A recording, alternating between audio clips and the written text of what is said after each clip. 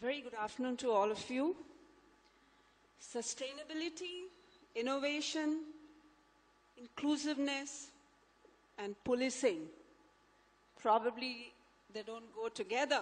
But if you scratch a little bit beneath the surface, you find that there are linkages. And the linkages are the vulnerable communities in our society and the need for good governance, which I feel is not a rocket science.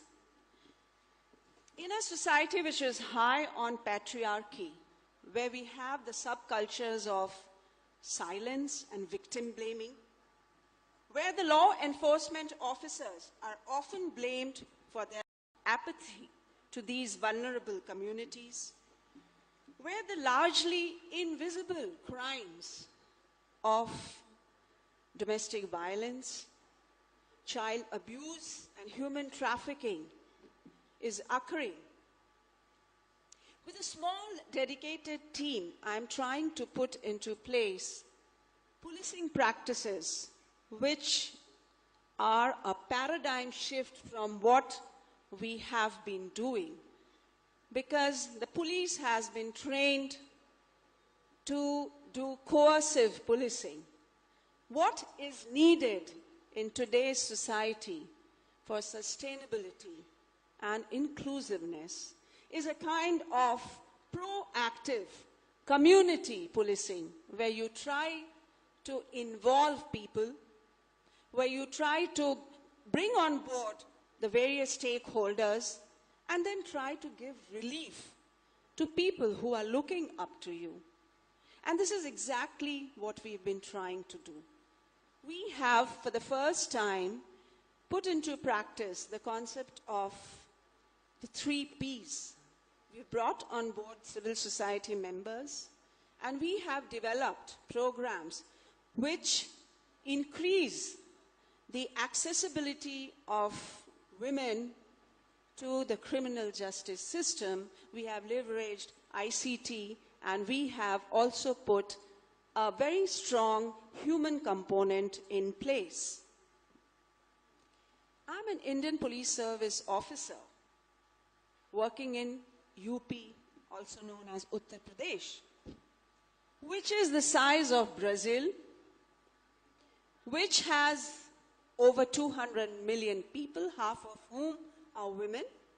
Add to it the child population, which has a very, very adverse police-citizen ratio, which means there is 1 police personnel on an average of 1,235 citizens, which has a heavily gender disbalanced force because there are just 6 to 7% women in the force in this state.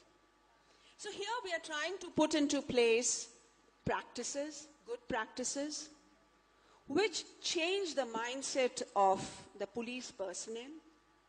We are trying to build up their capacity. We are trying to tell them, look, we may be governed by the 1861 Act, but things have changed. Now people are aware of their rights, they are asking for it, and it's high time that a change came in the pattern of policing which we are giving to our people. Governance needs to change. Governance also needs to get in elements of creativity, and therefore we have designed a bunch of programs which talks about giving access to women to the criminal justice system, because still today it is very, very difficult for a woman to go to a police station and talk about her problems. We are trying to change the mindset of the police, yes, and we are trying to involve the society in all our programs. We work with school children, both boys and girls. We tell them about the laws of the land, how the women can empower themselves by coming to know about the laws of the land, and how the boys and what the men have to be careful about, because post-2013, there has been a sea change in the laws of the land. So these are some of the things which we are trying to do, and Thank you so much, WEF, for giving me this platform. All my thoughts and all my feelings are for all of you here in the room. I'm reminded of something which Melinda Gates has often been talking about, that we need to stand behind and beside every woman who is trying to rise. Let that be our goal, and we should see a much, much better world than it is today. Thank you.